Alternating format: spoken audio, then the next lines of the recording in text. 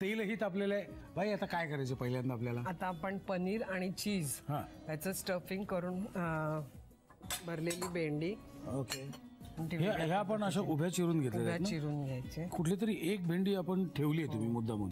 ही दाखवा मला आधी कशी चिरायची उभी. आपला एक डेमो लागतो ना. अशी डीप अशी हे करून घ्यायची, चिरून घ्यायची. खूप असं काय हे नाही, डेंजरस नाही आहे. पण तुम्ही बेसावर राहिलात तर हातापर्यंत सुरी जाऊ शकेल तुमची. आता काय करायचंय? आता आपण पहिल्यांदा त्याचं मिक्सिंग सगळं करून घ्यायचं. प्रथम आपण खोबरं घेऊया.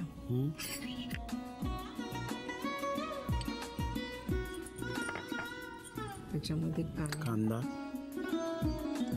कांदा जसा म्हणजे कोणाला आवडतो कोणाला आवडत नाही, ह्याच्याप्रमाणे घालायचं. कोणाला कच्चा कांदा आवडतो, कोणाला शिजलेला आवडतो, कोणाला कांदा नुसतं बघायला आवडतो. त्याच्यामध्ये कोथिंबीर, आलं आणि लसणाचा जास्त स्वादासाठी वापर करायचा. आणि हे तुकडे का? कारण दाताखाली आले की जरा चांगले लागतात. नंतर आल्याचे तुकडे, आलं घातलं. आता हे लसूण.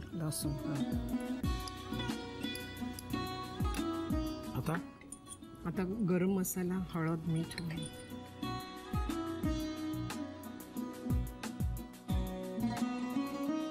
आणि हा पावभाजी मसाला, तो पण स्वादाप्रमाणे. कोणाला तिखट आहे तो तिखट पाहिजे आपल्याला.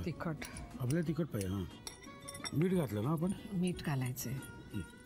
ते पण अंदाज घालायचं. हे काय आहे? आमचूर पावडर आहे. ते कधी घालायची? आत्ताच घालायची. कोणी कोणी लिंबू घालतो पिळून, पण त्याच्यामध्ये काय पाणी सुटतं ना, म्हणून मग आमचूर पावडर घातली. सुक असलं की बरं. ओके. आता हे बटाट्याचं काय करायचं? बटाटा नंतर स्मॅश करून घालायचं. पनीर आणि बटाटा सगळ्यात शेवटी घालायचं. बरं. हे थोडक्यात हे जितकं टेस्टी होईल तेवढं हा पदार्थ चांगला होईल. हो, सारण उत्तम, मसाला चांगला आपला पाहिजे. आता हा बटाटा सगळ्यात शेवटी आपण, कारण काय ते बाइंडिंगचं काम करतं पनीर. आणखीन बटाटा स्मॅश करून, आता स्मॅश केलेला बटाटा त्याच्यात टाकायचा.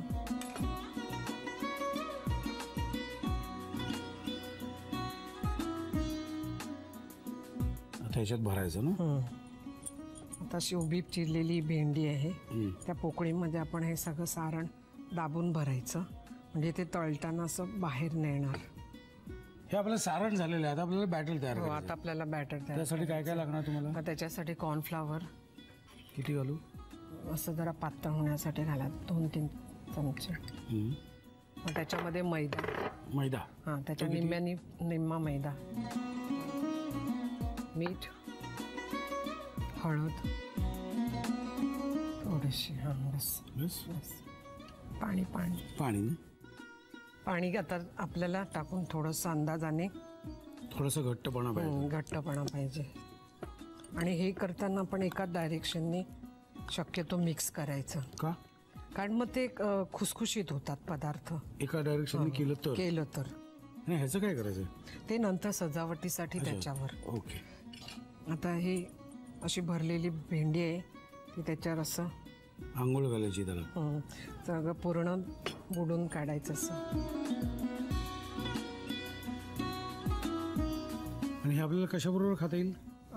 वरण भात आपण खातो, जोडीला आहे. आणि हे सगळं आपण तळून जेव्हा काढू तर त्यानंतर चीज त्याच्यावर किसून असं हे घालायचं पूर्ण. म्हणजे काय, कारण पनीरचा स्वाद आहेच आतमध्ये, आणि वरून ते चीज मुलांना दिसलं की ते लगेच उचललंच जाणार.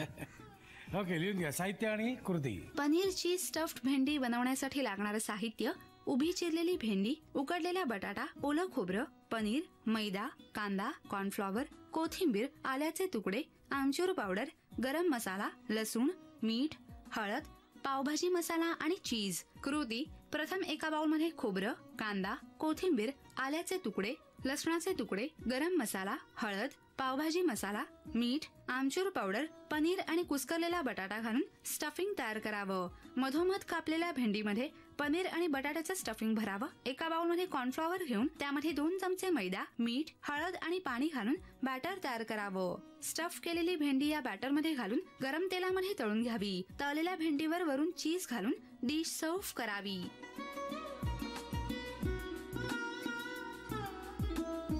चला आता जाऊया पुढच्या शेवटच्या आणि इंटरेस्टिंग रेसिपीकडे. काय बनवतोय आपण आता? आता उन्हाळा आहे त्यामुळे खरबुजाचं मिल्क शेक दाखवते. खरबुजाचं मिल्कशेक मी आजपर्यंत प्यायलेलं नाही. मला जरा साहित्य सांगा बघू आधी काय काय आहे. खरबुजाचे तुकडे करून घ्यायचे, हा. दूध, नंतर सब्जा, द्राक्ष, काळी द्राक्ष, हिरवी द्राक्ष यांचे तुकडे, नंतर मग पिठी साखर, चवीला मीठ घालायचे आणि मध.